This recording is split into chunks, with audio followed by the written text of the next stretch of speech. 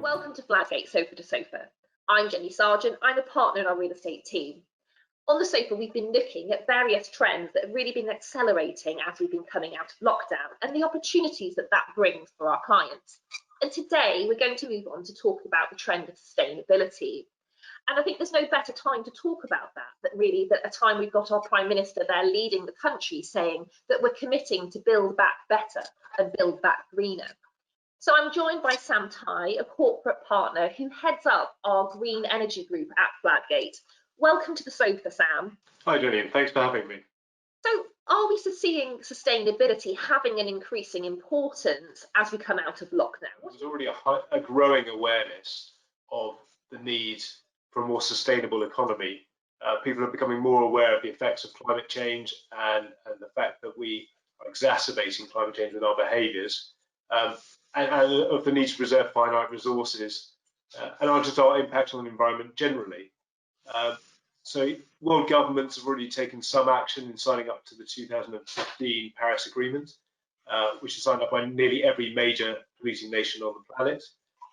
And in that agreement, nations commit to keep climate change well below 2 degrees above pre-industrial levels, with the target of 1.5 degrees above pre-industrial levels. And it's worth bearing in mind that we've already seen a 1 degree increase today from industrial levels, pre-industrial levels. In the UK, the Climate Change Act 2008 was amended last year to provide that the UK would be a net zero greenhouse gas emitting nation by 2050. In the investor community, there's been an increased focus on so-called environmental, social and governance, ESG, with, according to a Bloomberg study, in 2019, there was 128 billion euros invested in funds in Europe with ESG focus, and assets under management of 668 billion euros in Europe alone. With funds where they had an ESG criteria to their strategy. I think what's happened during COVID-19 and the lockdown is that it's given us an opportunity to reflect further on humankind's involvement in climate change and the way we treat the planet. And there is certainly an increased focus with the investor community. There's a letter signed in, a UN-backed letter signed in mid-June from over 200 world corporations with combined market cap of $2.4 trillion, calling for a zero carbon economy. So certainly it's a rapid rate of change, isn't it? It's going from consumer level to corporate level. How are our clients responding? What are you seeing in terms of how they are already unlocking the opportunities? What we're already seeing with clients of the firm is things like Zook, who are the manager of the Charging Infrastructure Investment Fund, which is a fund set up by the UK government and invested in by the UK government to improve electric vehicle charging infrastructure in the UK. We recently advised them on a joint venture with Liberty Global, which is to be called Liberty Charge. Liberty Charge has been set up to build a scalable residential on-street electric vehicle charging network by adapting its subsidiary Virgin Media's telecom, street cabinets and ducts throughout the country. We're also acting for Arlington Energy, which is a group with significant and growing interest in the sustainable energy sector, and in particular in connection with their gas peaking and battery storage projects, 2 of which have been commissioned already and are fully operational, and a large portfolio in various stages of readiness to enter the market. And we also act for other investors in renewable generation assets like Equitix, who have a significant onshore wind portfolio.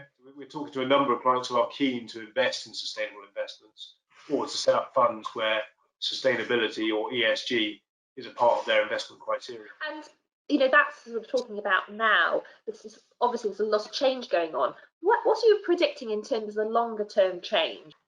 I think there's going to be significant change over the next 10 to 20 years across all aspects of the economy in all sectors. But just to take some significant sectors where decarbonisation will have a major impact, or already has. So the first of those is energy. Pre-2010 was a carbon-intensive industry.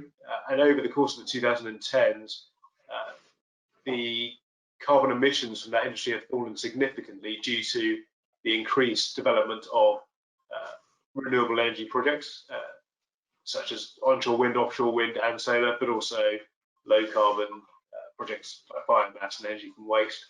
And what you're going to see in the 2020s is even further penetration in the generation mix of renewable energy, with coal coming off the grid altogether by around 2024, and reliance on gas produced electricity reducing as we go through the decade, which will only serve to intensify the flexibility, grid balancing and other issues created by reliance on so-called intermittent generation.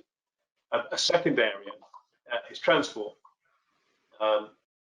At present, the government has announced its intention to ban the sale of internal combustion engines by 2035 in the UK. And the Committee on Climate Change in its report published last week called on that ban to be brought forward to 2032.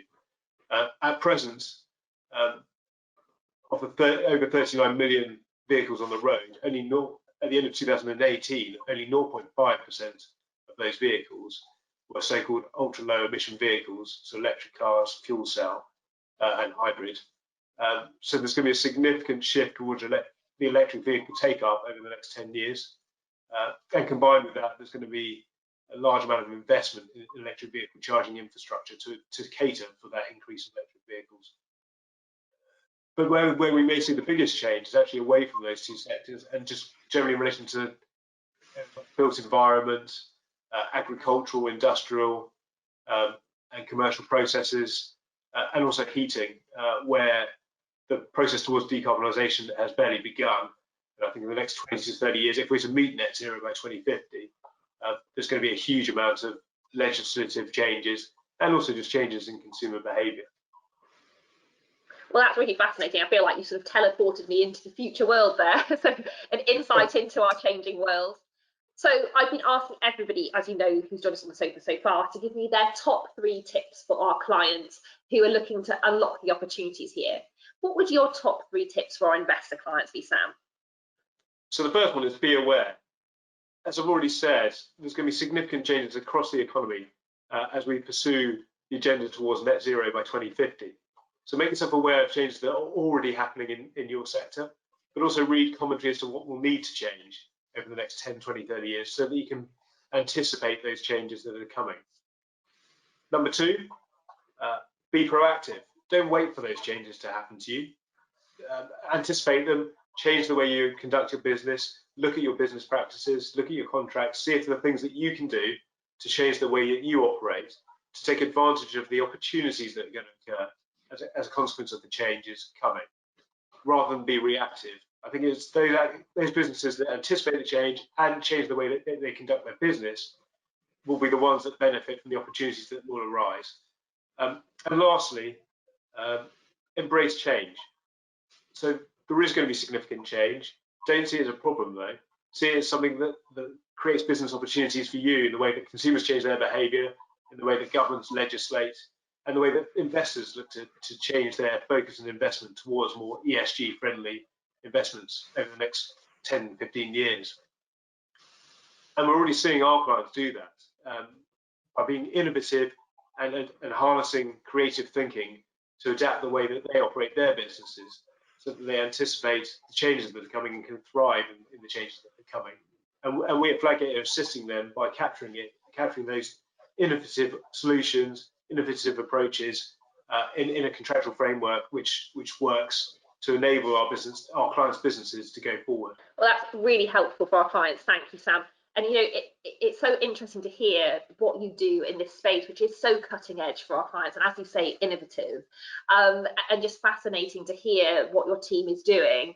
And it's really, you know, it's a great privilege that we have at Fladgate to work with so many clients who are in their mindset so embracing of change and will look to the opportunities that will flow through. And it's clearly an exciting and hot sector that's going to see a lot of change and investment and development in the future. So thank you so much for joining us today. Thanks, Jenny.